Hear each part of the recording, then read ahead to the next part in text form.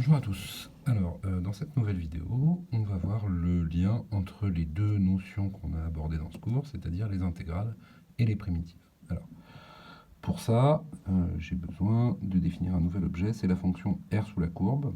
Donc on va prendre une fonction f continue positive sur l'intervalle AB. Je vais vous la dessiner. Voilà, une fonction f continue positive sur un intervalle A. B. Et donc ma fonction r sous la courbe, ça va être défini par phi de x égale intégrale de a à x de f de t dt. Donc, si je prends un x entre a et b, phi de x, qu'est-ce que c'est? Je peux retrouver un stylo rouge. Voilà, il est là. Phi de x, qu'est-ce que c'est? Eh bien, c'est tout simplement l'air qu'il y a ici. Voilà. Donc, attention à ne pas confondre f de x et phi de x. Hein. F de x, c'est quoi? Ben, c'est tout simplement la valeur de la fonction en ce point-là, c'est-à-dire l'ordonnée de ce point-là. Phi de x, qu'est-ce que c'est? C'est toute cette aire-là. Voilà. Donc, c'est la fonction r sur la courbe. Et donc, on va voir tout de suite le point fondamental. Théorème fondamental. Donc, cette fonction phi est dérivable sur AB et la dérivée de cette fonction phi, c'est la fonction f. Autrement dit, cette fonction phi est une primitive de la fonction f. Voilà. Ce théorème vous donne le lien entre la notion d'intégrale et celle de primitive. Et donc, vous montre que, grosso modo, c'est finalement la même chose. Alors, on se place dans le cas où la fonction f est croissante. Donc, l'idée, ça va être de... On va prendre x0 appartenant à AB, et on va calculer, estimer, disons, le taux d'accroissement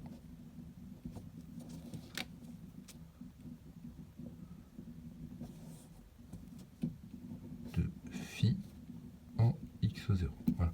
Pour montrer qu'une fonction est dérivable, il faut regarder son taux d'accroissement en un point et regarder la limite de ce taux d'accroissement quand h tend vers 0. Alors, un petit dessin pour vous montrer ce que ça donne. Donc, je vous rappelle, on se place dans le cas d'une fonction croissante. Hein. Donc, la fonction f est supposée croissante. Là, c'est A. Là, c'est B. Je vais prendre x0 ici. Et donc, le taux d'accroissement en x0, c'est quoi? Ben, c'est phi de x0 plus h moins phi de x0 sur h. Voilà, ça c'est le taux d'accroissement. Alors, x0 plus h, on va dire que c'est là. Voilà. Donc, qu'est-ce que c'est que ce bidule-là? Eh bien, alors, si on regarde déjà le dénominateur, le numérateur, pardon, phi de x0 plus h moins phi de x0. Alors, phi de x0 plus h, qu'est-ce que c'est? C'est l'aire de cette partie. C'est l'aire entre a et x0 plus h. Donc, c'est toute cette aire-là. Ok? Tout ça. Et alors, phi de x0, c'est quoi? C'est tout ça. Donc, phi de x0 plus h moins phi de x0, c'est l'aire. Ici, c'est la différence entre les deux. C'est donc l'aire en rouge. Phi de x0 plus h moins phi de x0 et l'aire en rouge.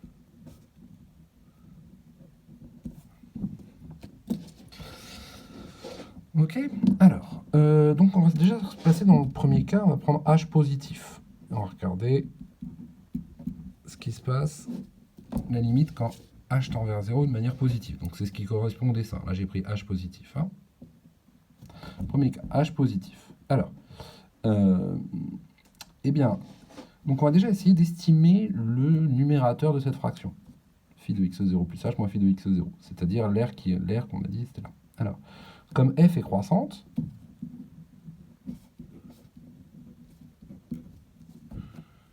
qu'est-ce qu'on peut dire de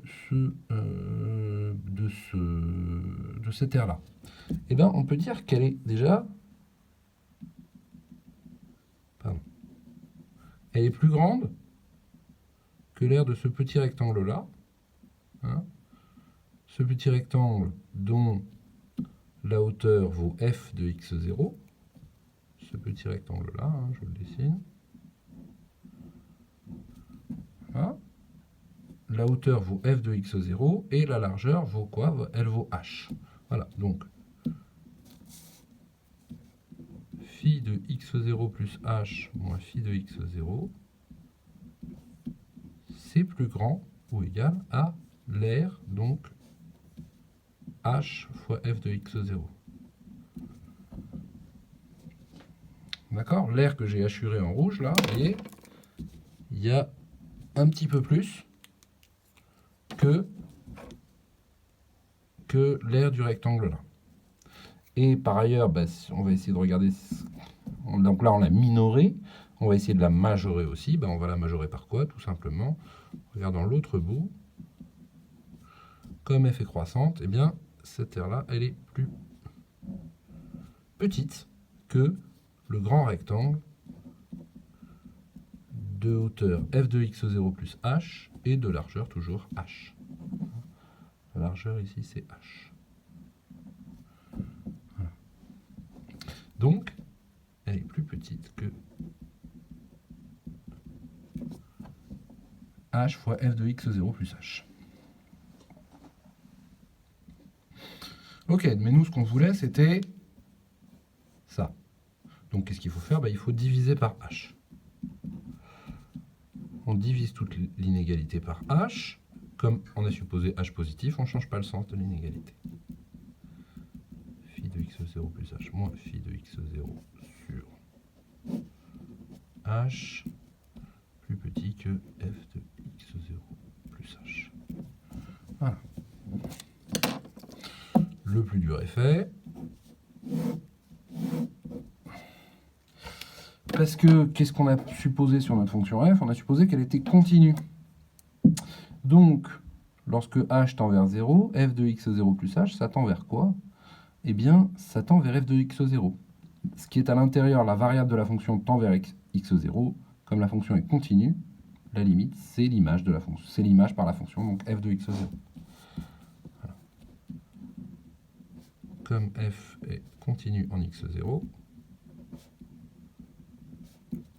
la limite de f de x0 plus h, lorsque h tend vers 0, h négatif, c'est f de x0. Donc, le majorant tend vers f de x0, le minorant c'est f de x0, d'après le théorème des gendarmes.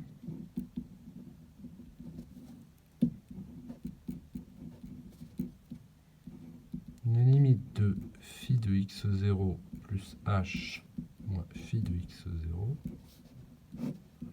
sur h, quand h tend vers 0, h positif, c'est donc f de x0. Voilà.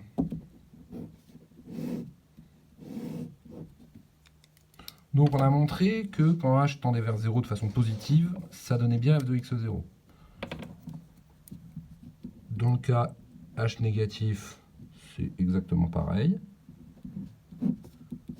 On procède de même. Je ne vous le refais pas, simplement.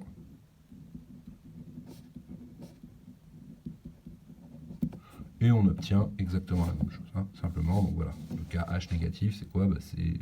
On regarde ce qui se passe avant. D'accord? Et on obtient exactement la même chose. Donc, on procède de même. Voilà, donc dans les deux cas, on a donc au final limite de phi de x0 plus h moins phi de x0 sur h égale f de x0. Donc la limite quand h tend vers 0, h différent de 0.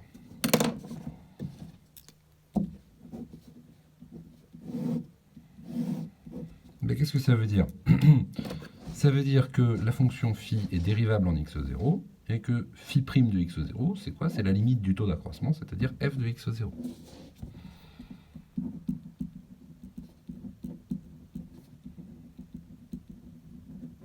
Phi est dérivable en x0 et phi prime de x0, c'est f de x0.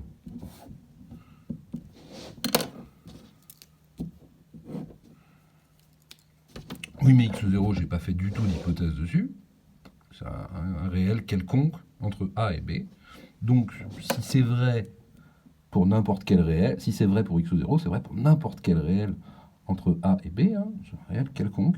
Donc, c'est vrai surtout à B.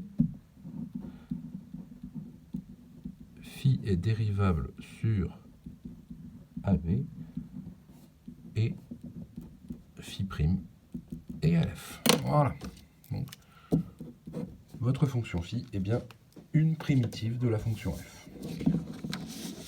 Voilà. Ce qui donne donc le lien entre, je vous le remets, ce qui donne donc le lien entre la notion de primitive et celle d'intégrale. Voilà. Alors, donc le lien entre deux primitives à présent. Donc on va voir ça rapidement et puis ça va nous permettre de finir, donc de donner la formule pour calculer des intégrales. Donc comme on l'a vu plus haut, il n'y a pas unicité de la primitive d'une fonction continue. Hein, on a vu que donc une primitive n'était pas unique puisqu'on pouvait ajouter une constante. Mais quand on connaît une primitive, on les connaît toutes avec ce théorème-là. Si vous avez une fonction continue sur un intervalle i qui admet une primitive phi, alors f admet une infinité de primitives sur i, et toute primitive grand F peut s'écrire grand F de x égale phi de x plus k, où k est un nombre réel. Autrement dit, si vous avez, quand vous avez une primitive, ben vous les avez toutes, il suffit d'ajouter une constante. C'est-à-dire toutes les primitives d'une fonction f vont s'écrire comme une primitive particulière que vous aurez trouvée, plus une constante. Alors, la démonstration est assez facile. Donc, je vais mettre le truc 3, voilà. Donc, si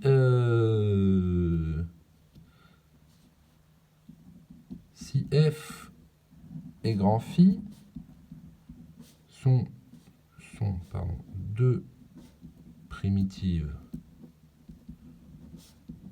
de petit f, alors phi prime égale grand f prime. Ça, d'accord? Puisque les dérivées de ces deux fonctions sont égales à f, à petit f. Mais ça implique que d'où phi prime moins grand f prime égale 0. Voilà, si on fait la différence des primitives, ça donne 0. Des dérivées, ça donne 0. C'est-à-dire phi moins f, la dérivée de phi moins la dérivée de f, c'est la même chose que la dérivée de phi moins f, est égale à 0. Et une fonction dont la dérivée est égale à 0, ça veut dire tout simplement que cette fonction est constante. F est constante. Voilà. Donc, si vous avez deux primitives de la même fonction, leur différence est constante. Mais qu'est-ce que ça veut dire? Ça veut dire que, quel que soit x appartenant à i, il existe donc une constante k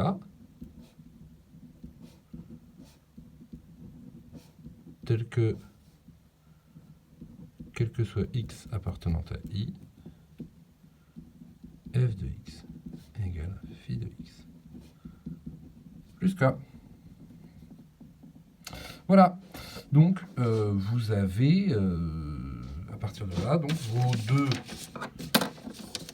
Si vous avez deux primitives d'une même fonction, l'une est égale à l'autre, plus une constante. Alors, donc, voilà, ça va être important pour le calcul d'intégrale. Donc, le théorème fondamental prouve l'existence d'une primitive pour toute fonction continue positive sur un intervalle AB. Il s'agit de la fonction R sous la courbe. Voilà. Si vous avez une fonction f, petit f, continue positive, la fonction R sous la courbe, phi de x égale l'intégrale de ax de t dt, le théorème fondamental montre que ça, c'est une primitive de la fonction petit f. À partir de ce résultat, si on connaît une autre primitive grand f de la fonction petit f, on peut calculer l'intégrale de AB de t dt. Alors, donc un petit exemple pour vous montrer ça. Donc on cherche à calculer intégrale de 0 à 2 de t exponentielle t dt. Alors on pose f de x égale x exponentielle x, autrement dit la fonction qui est à l'intérieur de l'intégrale.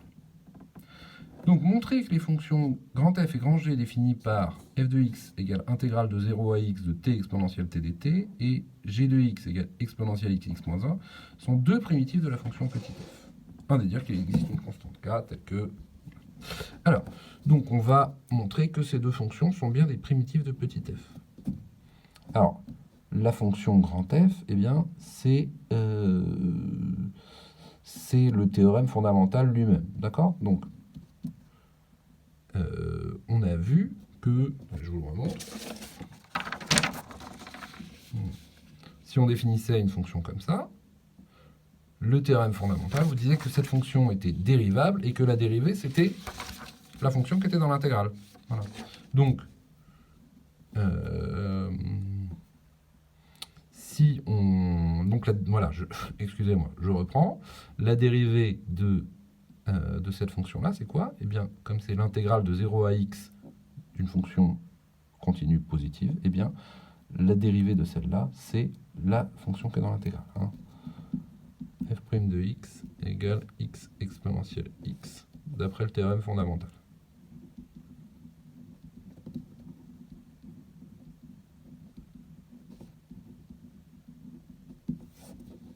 Voilà. Donc, grand F est bien une primitive de petit f.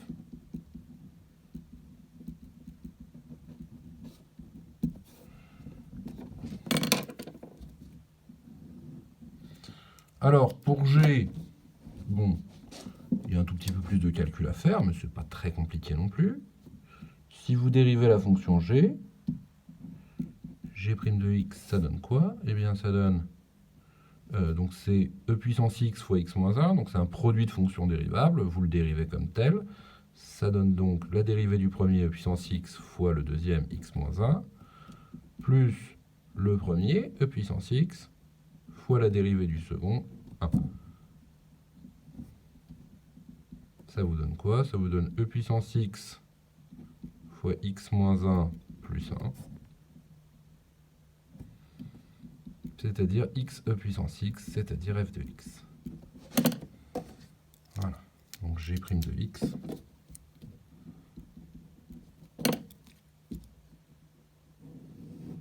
Ça donne bien f de x aussi. Donc g est aussi une primitive de petit f.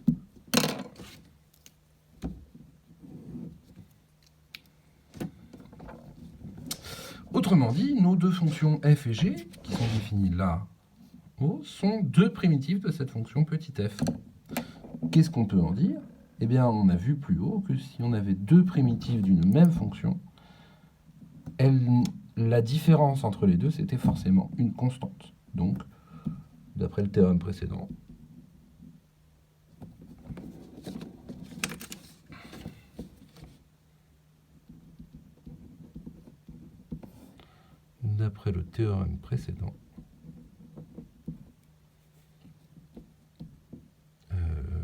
il existe une constante k appartenant à R, telle que donc f de x égale g de x plus k. Voilà. Autrement dit, ces deux fonctions f et g, c'est la même à une constante près. Alors, quelle est la valeur de la constante? Et bien, pour ça, il suffit de calculer les valeurs de ces fonctions en un seul point, et ça suffit à trouver. Alors, calculer f de 0 et g de 0. Donc, f de 0, combien ça vaut? Et bien, f de 0, c'est intégrale de 0 à 0 de t exponentielle t dt. Ça, qu'est-ce que ça vaut? Eh bien, on avait vu que l'intégrale de a à a, hein, l'intégrale, ça donne l'intégrale sur une droite, donc ça marche, donc ça vaut pas grand-chose. Ça vaut 0. Ça, évidemment, c'est une R qui est nulle. Hein. F de 0, ça vaut donc 0. Alors, G de 0, combien ça vaut? Eh bien, G de 0, ça vaut exponentielle 0 fois 0 moins 1, c'est-à-dire exponentielle 0 valant 1, 0 moins 1 moins 1, ça fait moins 1. Voilà. Et bien vous savez, si vous regardez la relation précédente, que par ailleurs, f de 0 est égal à g de 0 plus k. F de 0, ça vaut 0, g de 0, ça vaut moins 1, plus k. Donc vous obtenez finalement que k est égal à 1.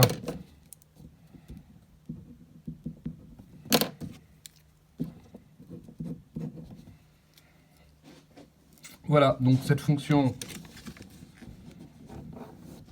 f de x, là, l'intégrale de 0 à x de t exponentielle t dt, c'est cette fonction-là, e puissance x, x moins 1, plus 1.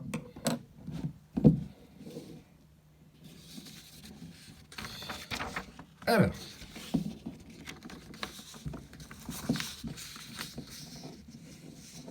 en remarquant que l'intégrale de 0 à 2 de t exponentielle t dt, c'est f de 2, calculez cette intégrale. Eh bien, donc effectivement, on remarque ça, intégrale de 0 à 2 de t exponentielle t dt, c'est tout simplement f de 2. Hein, si vous regardez ça, tout simplement, l'intégrale que je cherche à calculer, j'ai juste remplacé x par 2. Donc c'est f de 2. Mais f de x, j'ai vu que c'était g de x plus k avec k égale 1. Donc ça fait g de 2 plus 1. Et g, c'est quoi? Bah, c'est donc g, c'est e puissance x fois x moins 1. Donc ça fait e puissance 2 fois 2 moins 1 plus 1. Et donc finalement, vous avez intégrale de 0 à 2 de t exponentielle t dt qui vaut exponentielle 2 fois 1 plus 1.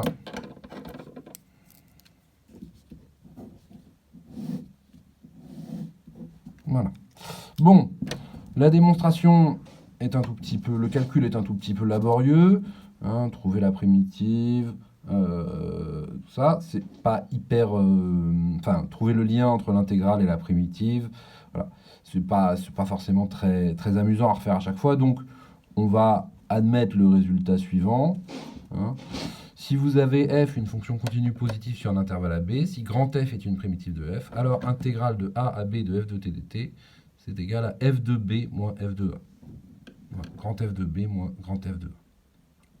C'est, voilà. Alors ce résultat-là, par contre, il est vraiment hyper important à connaître. C'est la façon de calculer une intégrale. Donc vous trouvez une primitive de la fonction qui est dans l'intégrale. Et l'intégrale de a à b de f de t dt, c'est la valeur de la primitive au point d'arrivée moins la valeur de la primitive au point de départ. Donc attention juste à intégrale de a à b, c'est f de b moins f de a. Attention à l'inversion de l'ordre. Alors, donc, exemple, retrouver la valeur de intégrale de 0 à 1 de t carré dt. Alors, donc notre fonction, c'est f de t égale t carré. On a besoin d'une primitive de cette fonction. Eh bien, celle-là, on l'a vu plusieurs fois. Hein, la primitive de t carré, c'est quoi? C'est 1 tiers de t au cube. Donc, intégrale de 0 à 1 de t carré dt, ça fait quoi? Ben, ça fait tout simplement f de 1 moins f de 0. C'est-à-dire 1 tiers fois 1 au cube moins 1 tiers fois 0 au cube. Et vous trouvez finalement ce que c'est égal à, ben, ça fait 1 tiers moins 1 tiers de 1 moins 1 tiers de 0, ça fait tout simplement 1 tiers. On retrouve le résultat qu'on avait obtenu avec la méthode des rectangles. Vous voyez que ça va quand même beaucoup plus vite. Hein, avec, donc la construction théorique de tout ça était un peu laborieuse, il y avait un peu de boulot, mais une fois qu'on l'a, ça va quand même beaucoup plus vite pour calculer des intégrales. Il suffit de trouver une primitive. Alors, c'est pas toujours facile de trouver une primitive, mais disons que c'est quelque chose qui se fait, il y a des méthodes pour ça, et contre, mais voilà, donc c'est beaucoup plus facile quand même que de calculer avec les rectangles. Alors, la deuxième intégrale, donc la valeur de x au cube, intégrale de 1 à 2 de x au cube moins 2x plus 1 dx. Alors, allons-y. Donc il nous faut une primitive. Alors on va commencer par regarder la fonction. F de x, c'est donc x au cube moins 2x plus 1. Et donc ma primitive, ça va être quoi? Alors la primitive de x puissance 3. On a déjà fait ce genre de choses. Qu'est-ce qui me donne du x puissance 3 quand je dérive? C'est x puissance 4. Mais x puissance 4 me donne 4x puissance 3. Donc si je veux x puissance 3 tout court, il faut que j'écrive 1 quart de x puissance 4. Moins la dérivée, moins 2x. Qu'est-ce qui me donne 2x quand je dérive? Je le connais, c'est x au carré. Qu'est-ce qui me donne 1 dx? Voilà. Donc, alors, ici je vais introduire une petite notation que vous retrouverez parfois. Donc, intégrale de 1 à 2 de x au cube moins 2x plus 1 dx. Donc pour dire que c'est la valeur, c'est cette primitive-là, les valeurs prises au point 2 et 1, on écrit ça comme ça en général. 1 quart de x puissance 4, entre crochets, 1 quart de x puissance 4 moins x au carré plus x. 1, 2, voilà. Ça veut dire, cette notation veut dire la valeur de cette fonction-là en 2 moins la valeur de cette fonction-là en 1. C'est surtout commode quand on a des calculs un peu théoriques à faire. Ça permet de gagner un peu de temps et un peu de place. Alors, allons-y. Donc, ça fait 1 quart fois 2 puissance 4 moins 2 au carré plus 2, moins, et là, attention, ce moins-là est votre ennemi. Hein? Donc c'est évidemment moins la valeur de toute la fonction en 1, donc il ne faut surtout pas oublier les parenthèses. Attention, attention, attention. Donc 1 quart fois 1 puissance 4, moins 1 au carré, plus 1. Qu'est-ce que ça donne? Donc 1 quart fois 2 puissance 4, alors 2 puissance 4 ça fait 16, 16 divisé par 4 ça fait 4. Moins 2 au carré qui fait 4, plus 2, moins la parenthèse, 1 quart moins 1 plus 1, 1 quart fois 1, ce qui fait 1 quart, moins 1 plus 1, ça fait 0, moins 1 quart. Donc, on obtient 4 moins 4 plus 2 moins 1 quart, il nous reste donc 2 moins 1 quart, c'est-à-dire 7 quarts.